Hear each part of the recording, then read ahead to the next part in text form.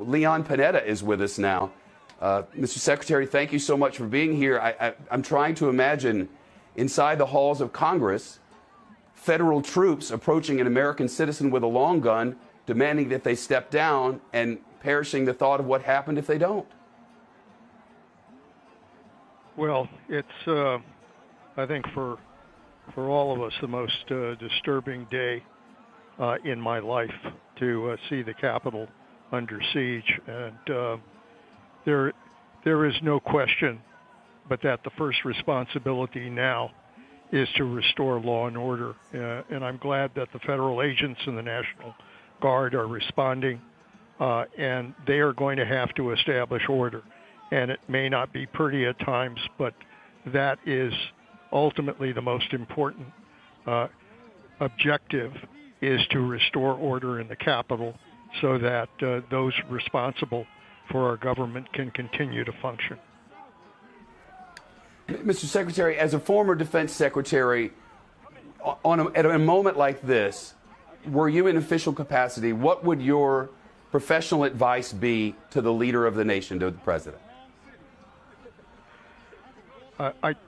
I think there are two very important things that need to happen. Number one, the President of the United States needs to go to a microphone and speak not just to the American people, but more specifically to those protesters, and ask them to stand down, and that this is unacceptable behavior in our democracy and has to stop.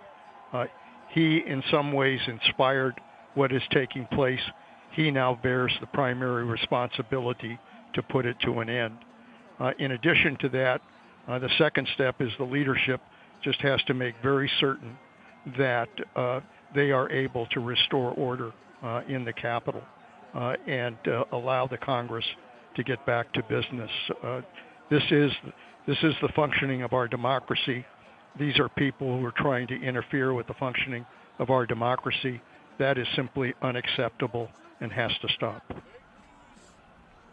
Does the president relinquish the authority to lead when he sits in the White House as the Capitol has been overtaken and says nothing? I can think of no greater failure. Look, I can think of no greater failure by a commander-in-chief than to allow this kind of disturbance to continue and not stop it. That's the responsibility of the President of the United States. That's why you elect a commander-in-chief, and for him not to come forward and assume the responsibilities that he still has as President of the United States. As far as I can see, it is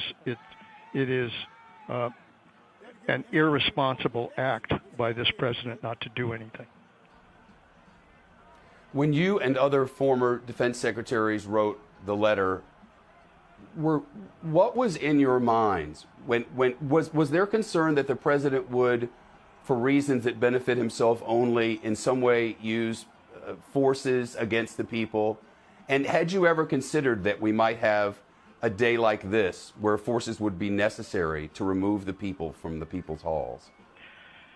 Well, I have to tell you that one of my great disappointments is what the hell was law enforcement on Capitol Hill thinking by not having secured the Capitol today. Everybody knew that there would be a disturbance. Everybody knew that there would be people who were interested in doing nothing else but creating havoc in the Capitol. And very frankly, it was the responsibility of law enforcement and the Capitol Hill police to secure the Capitol. And I'm not sure what happened that allowed this event to get totally out of control. Shepard Smith here. Thanks for watching CNBC on YouTube.